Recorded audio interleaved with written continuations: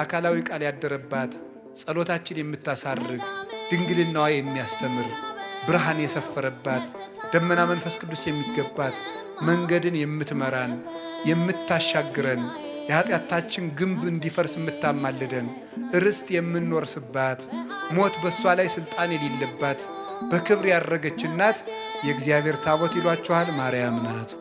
አንዱ ባለቅኔ እመቤታችንን እንዲህ ብሎ ከተቀኝቶባት ነበር። እመቤታችንስ እንዴት ያለች የምትደንቅ ናት! ሰማይ ሙሉ ጎመር መና ይዛ ደሞ ፍርፋሪ እየለመነች ራበኝ የምትል። ሰማይ ሙሉ ጎመር መና የተባለው እኮ ባለቤቱ ነው። እሱን አዝላ እንጀራ የሚሰጠውን እንጀራ ትለምናለች።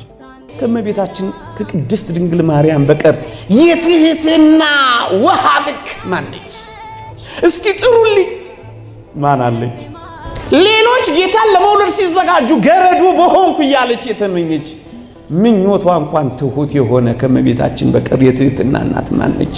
ኧረ ቀረብ ብለው እዋት ባካችሁ። ለመናዋ ወርቅ ነው።